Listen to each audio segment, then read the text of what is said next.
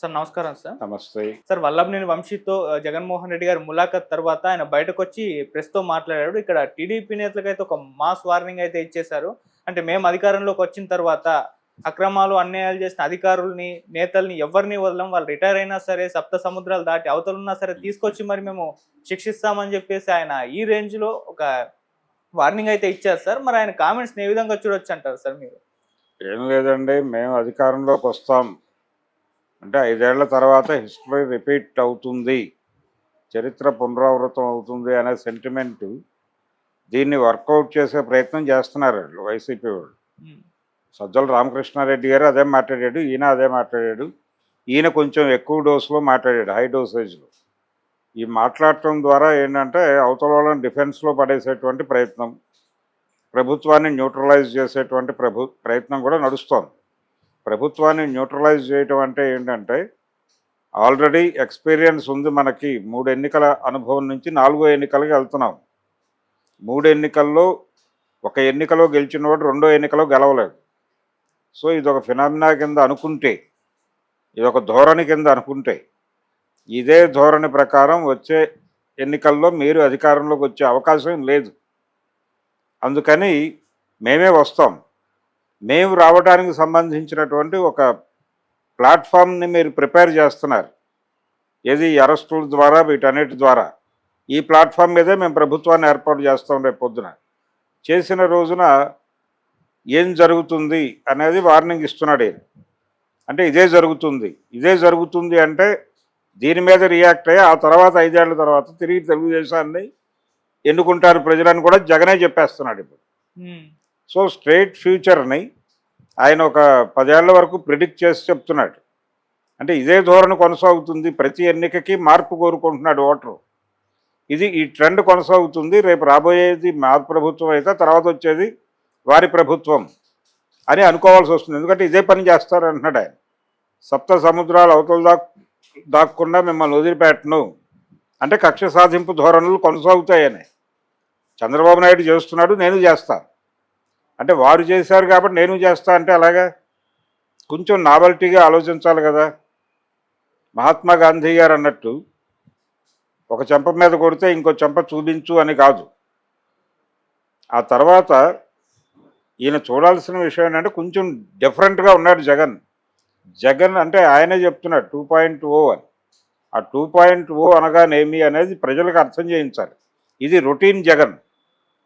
2014 రోజుల్లో కూడా వీరు ఇదే భాష వాడారు. మేము అధికారంలోకి వచ్చాక సప్త సముద్రాలు అవతల దాక్కున్నా మిమ్మల్ని క్షమించను అనే మాట వారు వాడేసిన డైలాగే, కొత్త డైలాగ్ కాదు.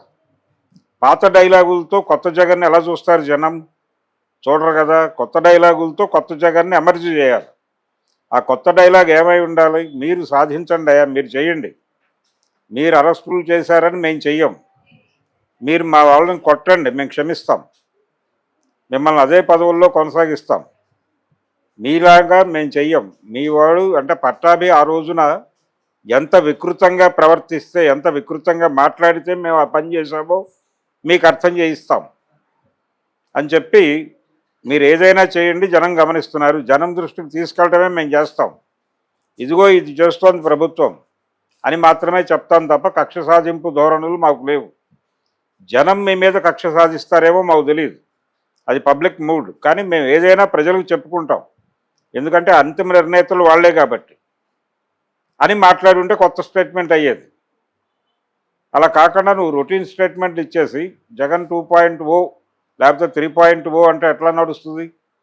అందుకని జగన్మోహన్ రెడ్డి గారి స్టేట్మెంట్ అన్న జైలు దగ్గర మాట్లాడిన దానిలో ఒక ఎమోషను, ఒక ఆవేశము ఉంది. జగన్ అంటేనే ఎమోషన్ అంటున్నారు. జగన్ అంటే ఎమోషన్ అవునో కాదో పక్కన పెట్టేస్తే జగన్ని జనం చూడాలి. ఇప్పుడు వైసీపీ వాళ్ళు మాత్రమే జగన్ని కాదు, వైసీపీ పార్టీలో ఉన్న వాళ్ళందరూ జగన్ అనుకూలులు, లేకపోతే అదొక ఎమోషన్గా కనిపిస్తాయి.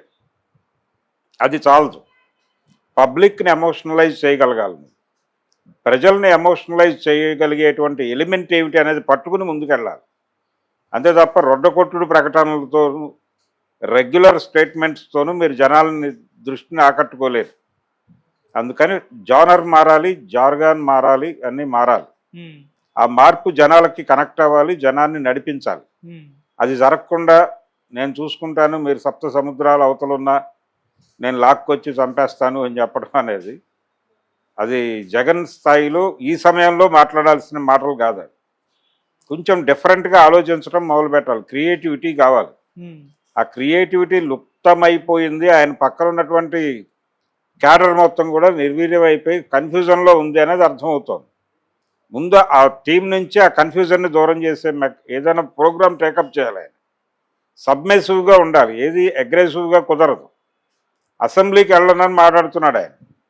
ఇది కూడా మొండి ధోరణే. మీరు నాకు మైక్ ఇచ్చినా ఇవ్వకపోయినా నేను చేసే గొడవ నేను చేస్తా. నాకు 11 సీట్లు ఇచ్చారు జనం. ఆ 11 సీట్లు శక్తివంతమైన సీట్లు అని ప్రూవ్ చేసుకుంటే అసెంబ్లీకి వచ్చి తొడగొడతా అంటే ఎంత ఎఫెక్టివ్గా ఉంటుంది అది. నాకు మీరు మైకు ఇంతే ఇస్తారు కాబట్టి, ఇంత మైక్ ఇచ్చే అవకాశం మీరు ఇవ్వట్లేదు కాబట్టి నేను అసెంబ్లీని బాయ్కాట్ చేస్తానంటే జనం ఇతరేంటి ఇలా మారుతున్నాడు అనుకునే ప్రమాదం ఉంది కదా. మీకు ఆ 11 నియోజకవర్గాల ప్రజలు, ఆ 11 నియోజకవర్గాల ప్రజలు మీ మీద నిరసన తెలియజేస్తే దీని ప్రభావం మిగిలిన అన్ని నియోజకవర్గాల మీద పడుతుంది. ఈ వైనాట్ 175 అనే ఈ 175 నియోజకవర్గాల మీద ఈ 11 నియోజకవర్గాల ప్రభావం పడి రేపు పొద్దున మీకు వచ్చే సీట్లు కూడా పోగొట్టే ప్రమాదం ఉంది. అందుకని కొత్త స్టేట్మెంట్లు, కొత్త పద్ధతిలో ఆలోచనలతో జనం ముందుకు రావటం అనేది రీడిజైనింగ్ జరగట్లా. ఆ రీడిజైనింగ్ జరిగితే తప్ప కుదరదు. జగన్ ఇప్పటికీ హోప్లెస్గానే ఉన్నాడు. ఓకే, అంటే వాళ్ళ కార్యకర్తలు నేతల్లో ఒక ఫైర్, మనోస్థైర్యం నింపడం కోసం అంటున్నాడు. మనోస్థైర్యం నింపడం కోసం నువ్వు వెళ్ళి నిలబడి వాళ్ళకి అండగా. నువ్వు ఇంట్లో ఉండకు, రోడ్డు మీదే ఉండు. రోడ్డు మీదే ఉండు. కార్యకర్తలు వాళ్ళ ఇంటికి వెళ్ళి ఓదార్చు, వాళ్ళకి అండగా నిలబడి, వాళ్ళకి ఏదన్నా కావాలంటే చేసి పెట్టు. అంతవరకే. ఇది కూడా ప్రచారమే. ఇది కూడా డెఫినెట్గా ప్రచారమే. దీంతో పాటు ప్రభుత్వం వ్యవహరిస్తున్న తీరు పట్ల ప్రజల్లో ఎండగట్టు. కానీ నేను ఇదే చేస్తానని చెప్పద్దు. నేను ఇదే చేస్తాననే మాట ఇంతకు ముందు కూడా అనేసావు నువ్వు. అయిపోయింది అది. ఓకే, దాని తాలూకా ఫలితం నువ్వు అనుభవించేసావు. ఆ స్టేట్మెంట్ తాలూకా ఫలితమే నువ్వు 2019లో సాధించిన విజయం. ఇప్పుడు మళ్ళీ గెలుపు కొత్త స్టేట్మెంట్ కావాలి కదా. పాత స్టేట్మెంట్తో కొత్త విజయాలు రావు కదా. అందుకని పాత ప్రకటనలతో కొత్త విజయాలు రావు అనేది చాలా ఓల్డ్ స్టేట్మెంట్. ఇది చాలా కాలం క్రితం నీలం సంజీవ్ రెడ్డి లాంటి వాళ్ళు వాడేసిన ప్రకటన ఇది. అందుకని కొత్తగా ఆలోచించాలి. జనాలకి కొత్తగా అనిపించాలి. ఆ కొత్తగా అనిపించటం ఎలా అనిపించాలి అనేది డిజైన్ చేసుకోవాలి. మూమెంట్ కూడా కొత్తగా డిజైన్ చేయాలి.